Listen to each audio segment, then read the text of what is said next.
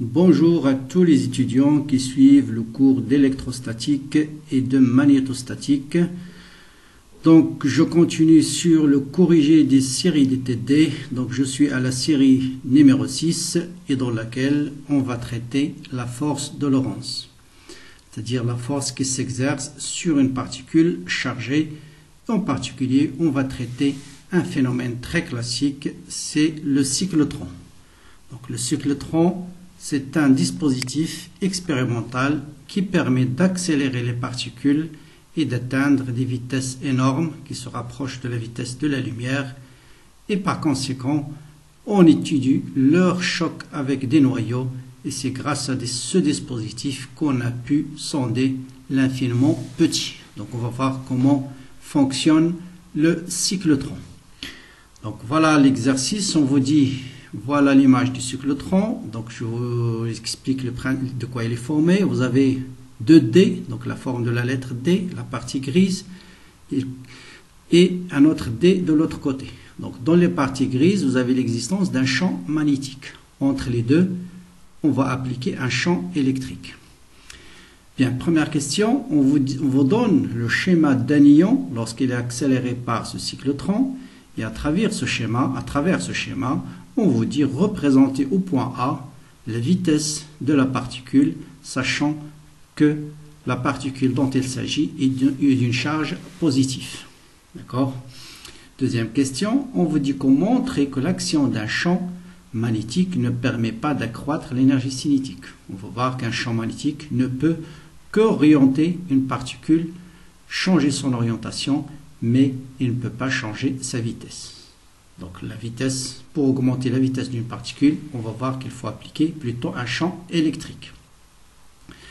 Troisième question, on vous démontre que dans un dé, dans l'hypothèse où le champ magnétique est uniforme constant, le mouvement de l'ion est obligatoirement circulaire et uniforme. Et exprimer le rayon de sa trajectoire en fonction de sa masse, sa vitesse, sa charge et la valeur du champ magnétique.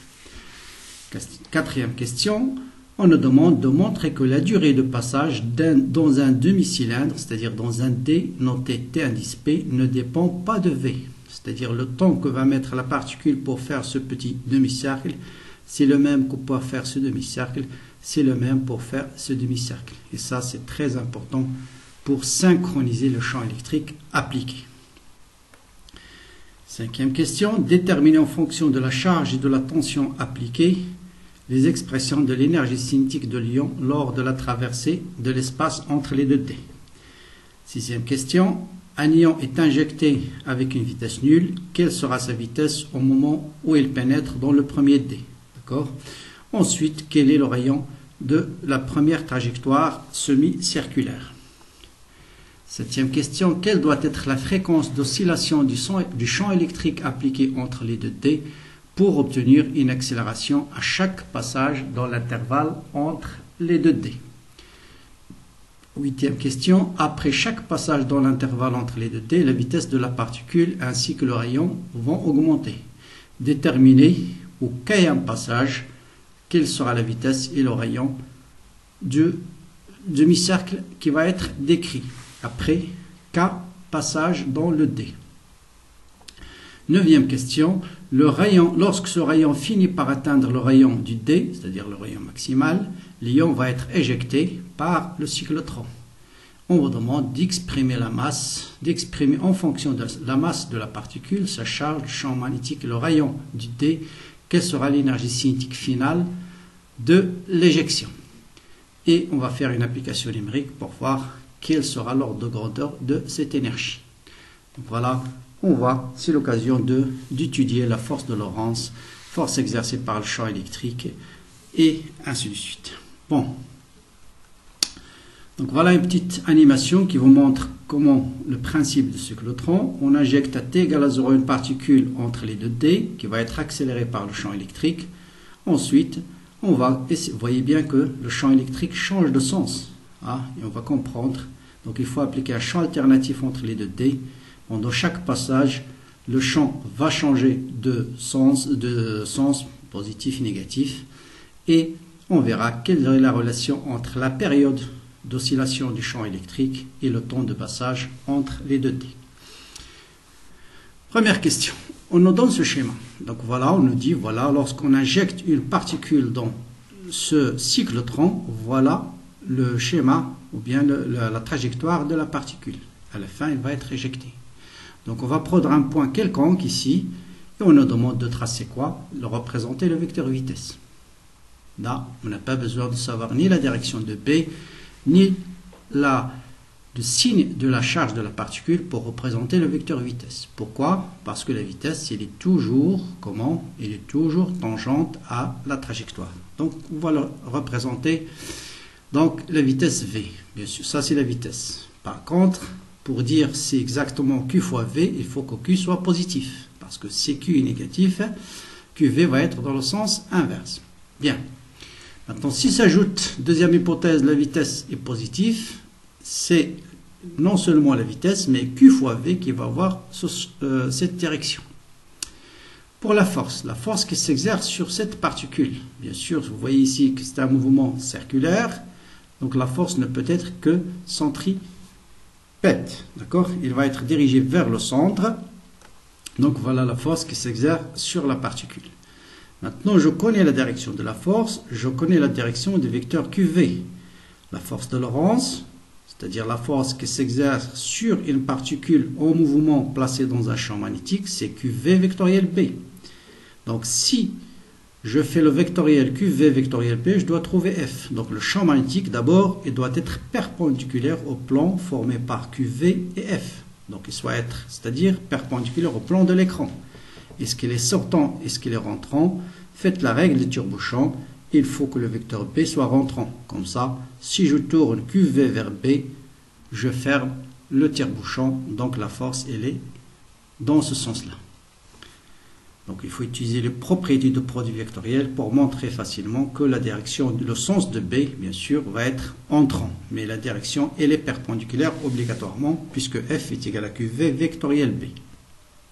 Voilà pour la première question. Donc on connaît la direction de F, on connaît la direction de B. Bien sûr, je rappelle, le champ de B n'existe que dans la partie grise. Dans la partie bleue, il n'y a pas de champ magnétique. Il existe dans ce D-là, et le même champ magnétique existe dans l'autre D. D'accord? Maintenant, deuxième question, on nous dit qu'on montrer que l'action d'un champ magnétique ne permet pas d'accroître l'énergie cinétique. On va essayer de le démontrer de deux manières différentes. Rappelez-vous en mécanique, le théorème d'énergie cinétique est égal à quoi? Est égal à la somme des travaux des forces extérieures. Ici, la seule force dont on va tenir compte, c'est la force magnétique. D'accord? Parce qu'on s'intéresse à la variation de l'énergie cinétique de la particule dans le D. Bien. Si l'énergie cinétique ne change pas, ça veut dire le travail de la force magnétique doit être nul. Essayons de montrer que le travail est nul. Donc, quel est le travail de la force par définition? Le travail élémentaire, c'est la force fois le déplacement. La force, c'est QV vectoriel B. Or, un déplacement élémentaire suivant la trajectoire, par définition, c'est V fois D de T. Je vous rappelle, la vitesse, c'est D de L sur D de T. Or, le vecteur V vectoriel B, c'est un vecteur qui est perpendiculaire à B, mais en plus, il est perpendiculaire à V. Donc, ce vecteur, il est perpendiculaire à V, scalaire V. Le produit scalaire de deux vecteurs perpendiculaires est exactement nul. Donc, la force de Lorentz, c'est une force qui ne travaille pas. Donc, son travail, il est nul. Puisque le travail est égal à 0, ça veut dire la variation de l'énergie cinétique est nulle. Et par conséquent, c'est ce qu'on nous demande de démontrer. L'énergie cinétique est égale à une constante. Mais je peux le montrer d'une autre manière aussi, en disant que si on applique le principe fondamental de la dynamique, on a F est égal à M gamma est égal à QV vectoriel B. Je vais calculer cette fois-ci, non pas le travail de cette force, mais directement la variation de l'énergie, la dérivée de l'énergie cinétique par rapport au temps. Montrer que l'énergie cinétique est égale à une constante, ça veut dire sa dérivée par rapport au temps est nulle. Donc je dérive 1 demi mv carré, V au carré c'est V scalaire V, d'accord? Et de 1 demi m, je laisse tomber le facteur 1 demi, m je mets en facteur, donc la dérivée de A de x scalaire x, donc c'est x fois la dérivée de v par rapport au temps, plus v fois la dérivée de v, donc vous avez deux fois le terme. Donc j'ai deux fois, donc 2 avec 1 demi sans vent, donc il va rester le terme V scalaire d de V sur d de t. Donc faites la dérivée de A fois B, c'est A fois la dérivée de B, plus B fois la dérivée de A. Mais A ici est égal à B. Donc vous allez voir 2 fois A, la dérivée de B par rapport au temps. Très bien. Donc là, c'est M ici, non pas Q, hein, c'est M, pardon, non, c'est ce qu'on a fait ici, pardon, j'ai remplacé ici d de V sur d de t par sa valeur. À quoi est égal? Il est égal à Q, V vectoriel B sur M. D'accord? Les M vont se simplifier. Qu'est-ce qu'il va rester? Il va rester V scalaire V vectoriel B. Et on retrouve le produit mixte de tout à l'heure. Donc vous voyez bien que V, le vecteur vitesse V, il est perpendiculaire à V vectoriel B, qui est la force. Donc ce produit scalaire est nul. Donc l'énergie cinétique est égale à une constante. Donc vous avez deux manières pour montrer que le champ magnétique ne change pas la vitesse de la particule. Par contre, il peut changer son orientation. Bien. On passe à la question 3. On nous dit de démontrer que dans un D, l'hypothèse où le champ magnétique est uniforme constant, le mouvement est circulaire. Donc on va essayer d'appliquer le principe fondamental de la dynamique et montrer que le mouvement de la trajectoire est un mouvement circulaire et uniforme. Dans ce cas-là, il est préférable de travailler avec le repère de Freinet. Donc, principe fondamental de la dynamique, la somme des forces est égale à m gamma, la seule force est QV vectoriel B. Je prends ici, si vous voulez, un axe X, Y, ou bien ici X, Y. On peut prendre ici X, voilà, Y, un poids M quelconque. J'introduis le repère de Freinet, qui est la tangente et la normale, UN et UN. Et je veux projeter ce principe fondamental de la dynamique dans le repère de Freinet. Donc la projection sur la normale, bien sûr, c'est M gamma normale, c'est égal à la force, puisqu'on a dit la force, elle est centripète, c'est QV fois B. Donc, or gamma normale, c'est quoi? C'est V carré sur R. Donc, je peux déduire le rayon est égal à mv sur Q fois B. Donc, vous voyez bien que le rayon, c'est une constante. Pour une particule donnée, de masse donnée, non, avant, il faut montrer d'abord que la vitesse est égale à une constante. Bon, pour l'instant, R est égal à mv sur Q fois B. Si je projette maintenant sur la tangente, vous voyez bien qu'il n'y a pas de force sur la tangente. Et la dérivée de gamma tangentielle, par définition, c'est la dérivée du module de V par rapport au temps. Donc, je vais déduire que le module de la vitesse est une constante. Et donc, c'est un mouvement uniforme. Et puisque V est égal à une constante, donc le rayon, c'est une constante. Donc le mouvement est un mouvement circulaire et uniforme. Bien. Bien sûr, on peut utiliser le repère cartésien. C'est un peu plus de calcul, mais dans le repère de Freinet, c'est plus rapide. Donc montrer que la durée de passage dans un demi-cylindre, ou bien dans un demi-D, notre T indice P ne dépend pas de Y, ne dépend pas de V. Bien. Qu'est-ce qu'on a montré? On a montré que la vitesse est égale à une constante. Donc, on va appliquer la définition de la vitesse, c'est la distance sur le temps. On va noter T indice P, le temps de passage dans un D. Donc, la vitesse, ce sera quoi? Ce sera cette distance divisée par T indice P. Donc, le temps de passage dans un demi-cylindre est par définition T indice P. Donc, la vitesse sera la distance sur le temps. D'accord? On nous dit le temps de passage dans un demi-cylindre. Donc la distance, c'est la distance d'un demi-cylindre. Autrement dit, la moitié du périmètre. Le périmètre d'un cercle, c'est 2πr. La moitié, c'est pi fois r. Donc T indice P est égal à pi fois r sur V. Je remplace r sur V par sa valeur d'après cette relation-là. Et je trouve un résultat extrêmement important. C'est que le temps de passage dans un demi-T est une constante. Il est indépendant du rayon du cercle et également indépendant de sa vitesse. Et ça, c'est très important. C'est ça qui va nous guider à synchroniser le temps de passage entre chaque demi-D. Vous voyez bien ce temps, le temps de passage dans un demi-D, c'est une constante. Il ne dépend que de la particule, la nature de la particule, du champ appliqué. Bien. Ce temps est une constante et constant ne dépend ni de R ni de V. Ça, c'est très important. Donc ceci, comme j'ai déjà dit, va nous permettre de synchroniser les accélérations successives. Ça veut dire quoi? J'injecte une particule ici avec une vitesse initiale. Il va arriver avec une vitesse V1. Il va mettre un temps TP. Arrivé ici, je dois changer le sens du champ électrique, parce que le champ électrique, il était dans ce sens-là. Il accélère la particule. Si le champ reste dans le même sens, une fois la particule arrive ici, elle va être freinée. Donc il faut que le champ électrique ici change de sens. Il va mettre exactement le même temps TP. Donc la même chose, pour décrire ce cercle, il va mettre le même temps. Pour décrire ce demi-cercle, il va mettre le même temps. Pour décrire ce demi-cercle, il va mettre le même temps. Donc je peux synchroniser le champ appliqué pour à chaque fois qu'il arrive dans un demi-cercle, il va changer, le champ électrique va changer de sens. Bien. Donc voilà, ici au départ, par exemple, à t égale à 0, ici, il était dans ce sens-là. Voilà. Une fois que la particule arrive là, le champ électrique a changé de sens. Bien. Donc déterminer en fonction de la charge Q, de la différence de potentiel entre les deux D, la variation de l'énergie cinétique. D'accord, j'ai pris ici juste, voilà la différence, la distance entre les deux D. Ici vous avez un D, ici vous avez un deuxième D. Entre les deux, on va appliquer un champ électrique. Et je prends juste le premier passage. J'injecte ici une particule avec une vitesse V0, bien qui peut être éventuellement nulle, bien sûr. Il va arriver ici avec une vitesse V1. Le potentiel ici, je l'appelle V1. Le potentiel ici, je l'appelle V2. Donc entre les deux D, il n'y a pas de champ magnétique, mais il existe un champ électrique. Si la charge est positive, la force elle est dans le même sens que le champ électrique. Pour calculer la variation de l'énergie cinétique, on va appliquer tout simplement l'un des résultats de la mécanique, c'est la conservation de l'énergie mécanique. Pourquoi? Parce que la force électrique est une force conservative. Je vous rappelle que le champ électrique dérive d'un potentiel. D'accord?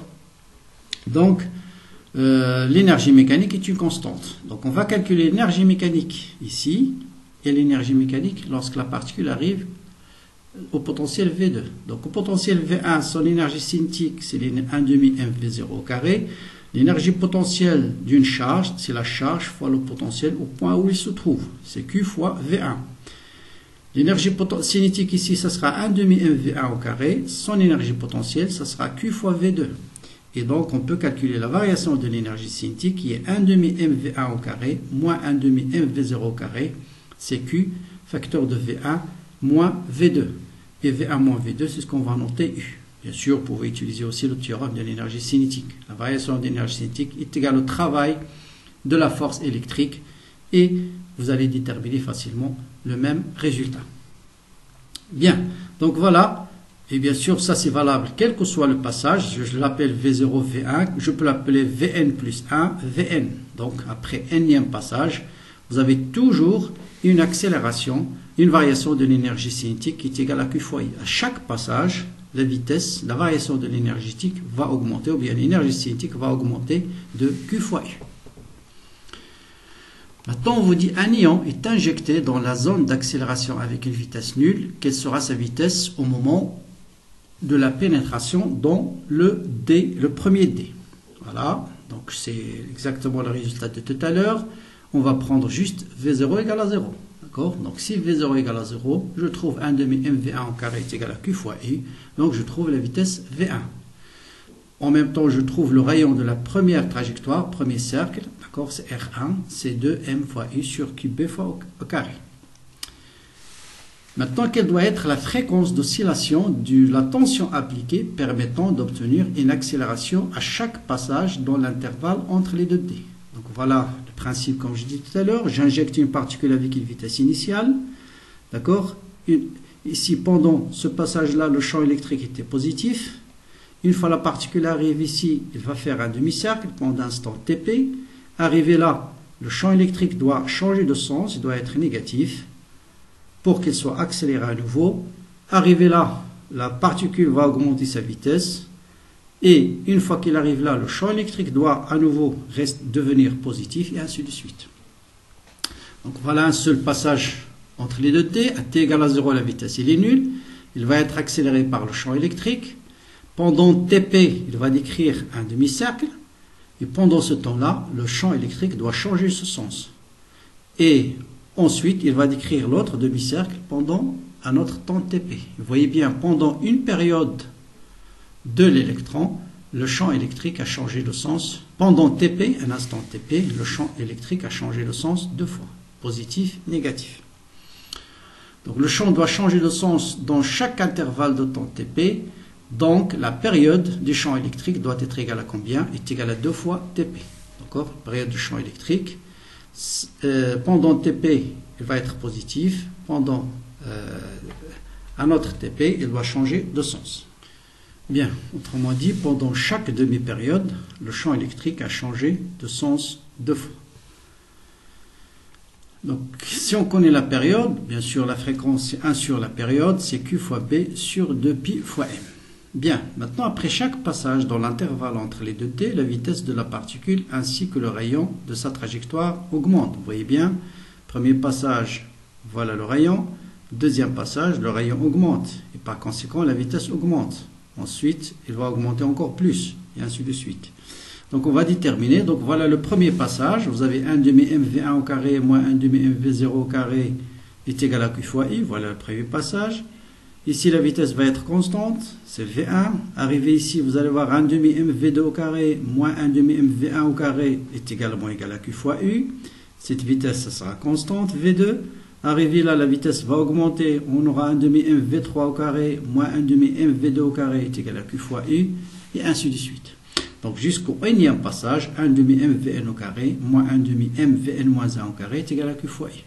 Donc si je somme tous ces termes-là, celui-là avec celui-là vont s'annuler, celui-là plutôt avec celui-là, ensuite celui-là avec celui-là, et je dois trouver à la fin 1 demi mvn au carré moins 1 demi mv0 au carré. Combien de termes? De 1 jusqu'à n, on a n fois. n, q fois i. Très bien. Donc, on arrive, puisque v0 est égal à 0, on arrive à l'expression vn est égal à racine carrée de 2nq fois i sur m. Et bien sûr, Rn, donc le rayon de nème cercle, c'est m fois vn sur q fois b, parce qu'on a déjà démontré que R, c'est mv sur q fois b. Donc Rn, c'est m fois vn sur q fois b. Et donc, ça nous permet de déterminer Rn en remplaçant Vn par sa valeur en fonction de n. Donc, après n passages, voilà le rayon. Donc, vous voyez bien que le rayon, et par conséquent, bien sûr, on peut déterminer la vitesse. Vous voyez bien que si le rayon augmente, la vitesse augmente aussi. Donc, lorsque le rayon finit par atteindre le rayon de D, on va essayer de déterminer sa valeur exprimée en fonction de m, k, r, KBRD, l'énergie cinétique. Donc si R est égal à RD, voilà, on aura 2nm fois I sur KB au carré, c'est le nème rayon, c'est le rayon du D, donc on va déterminer RD, et est égal au rayon du D, d'accord, donc RD, donc on peut déterminer N en fonction de Q, B, RD au carré, 2m fois U. Donc l'énergie cinétique, bien sûr, c'est NQ fois U, et je remplace n par sa valeur et donc je trouve l'énergie cinétique en fonction de Q, B, RD au carré, RD et M. Donc il suffit de faire après une application numérique. Donc dans le cas au Lyon, c'est le zinc. Donc la charge, bien sûr, c'est plus 11. Zinc, Zn d'un ion de zinc, sachant que B égale à 1,67 Tesla. M égale à, bon, la masse, c'est 1,0610 moins 25. On va dans le rayon du D. On vous donne la charge de l'électron. Bon, je vous laisse ce soir de faire l'application numérique et vous allez trouver 55 méga électronvolts. Donc voilà pour cet exercice très classique de cyclotron. Donc je résume le principe de fonctionnement du cyclotron. Donc vous avez deux régions où existe un champ magnétique qui a le même sens dans les deux D. Entre les deux, vous avez un champ alternatif. Donc à t égale à 0, on injecte une vitesse une particule sans vitesse initiale. Premier passage, il va être accéléré, c'est-à-dire le champ électrique, lorsqu'il est positif, il doit être dans ce sens-là, d'accord, pour qu'il soit accéléré. Ensuite, supposons que pendant une seconde, il va décrire ce demi-cercle, et après une seconde, le champ électrique doit changer de sens, d'accord, il va devenir positif. Vous voyez bien, ensuite, arrivé là, il va passer dans le deuxième cercle, il va bien sûr, la durée du passage va rester toujours une seconde. Et après une seconde, le champ électrique doit changer à nouveau de sens. Une seconde, il doit rechanger une deuxième fois de sens. D'accord? Vous voyez, pendant une seconde, le champ électrique a changé 2 fois le sens. D'accord? Et c'est pourquoi la période tout à l'heure il y a un facteur 2 entre la période du champ électrique et la période de passage et le temps de passage entre d'un demi-D. Voilà, après, jusqu'à ce qu'il atteint le rayon du D. Après, bien sûr, il va quitter le D pour attaquer la cible dont il s'agit. Donc voilà pour cet exercice du cyclotron.